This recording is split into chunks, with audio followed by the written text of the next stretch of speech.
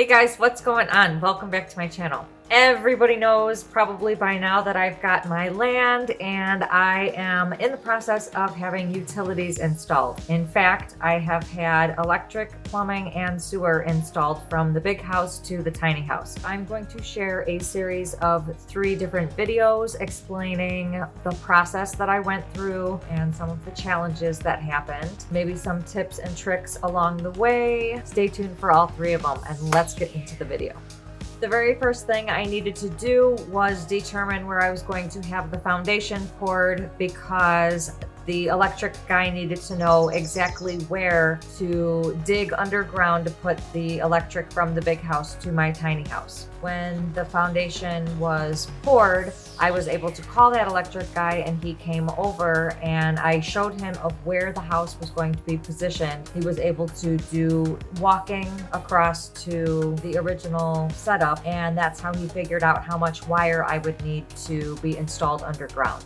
Now we know that the transport held back the utility installation because I needed the house to be on the foundation in order for the guys to know where to string the lines to. So when that tiny house finally got on the foundation, they had driven past one day and they said, "We saw that your house was there and we will start utilities right away." So I believe they did come the next day and they said, "We'll at least start." They wanted to see exactly where the house was positioned. I think they measured to make sure they had enough material, and then they pre-set things up in order for when they come back with the machines that everything would be ready. This electrical job needed a trencher in order to get the job done. They had to subcontract out other people with these machines because they didn't have them themselves, and when the machines were available, they started the installs. Starting from the original power source, they took the trencher and they dug a big trench all the way from the original spot to my tiny house. There was a bunch of roots in the ground from nearby trees, so we had to get around those. I decided to use direct burial wiring in order to save some money because supposedly wiring in conduit under the ground was like double. So to save money, I just did the direct burial. If that didn't need any conduit, that was laid down next to the trench that was dug, and then that was pushed in when the entire line had already been dug. The first day that these guys were here, they used the machines to do the digging.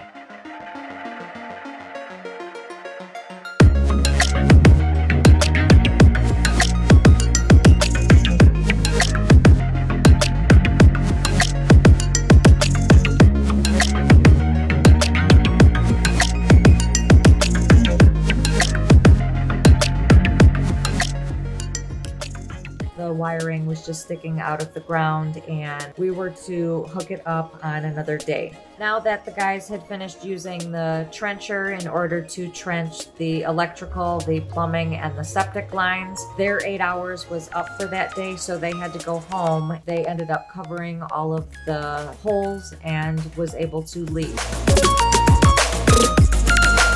The guys had to come back in order to create a box to put over by my tiny house.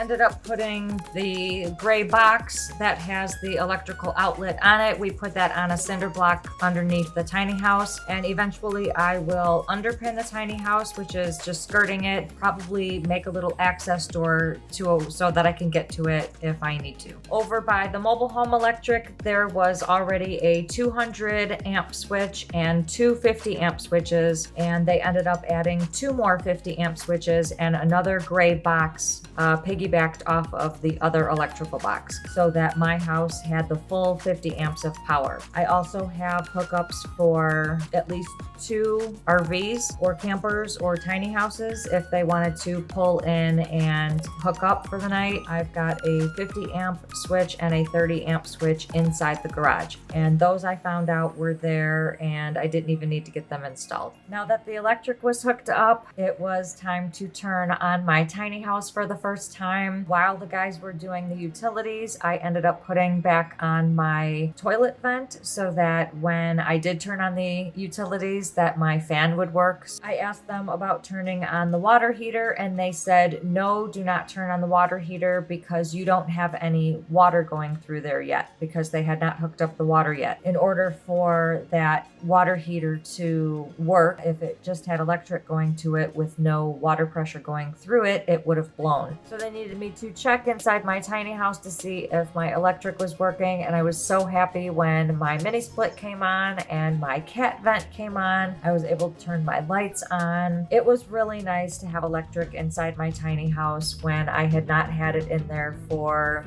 at least 35 to 40 days. Finally, I have my utilities so I can start moving back in. Because this trencher ended up leaving a huge muddy spot on my lawn, I ended up buying some grass seed, and I will do some light tilling over it and put some grass seed over it in order for that grass to grow back. I kind of messed up my lawn, which is okay. That's understandable when you're having utilities installed and you just have to take matters after it to fix up the area a little bit better. They shouldn't have to go digging anything up anymore unless there is a problem somewhere down the line. I probably will be getting a generator just in case power goes out, just because it might go out in the big house, it might go out in the tiny house, and then I would be left with no electric. So getting a generator, especially if you have your own land, is probably a really great idea. I'm going to be investing in one of those ASAP. The decision to put the electric underground rather than in the air was because of the low-hanging wires that were right above my foundation. So we kind of had to put the foundation, I believe, 10 feet away from that hanging wire. It would have cost more money to hang it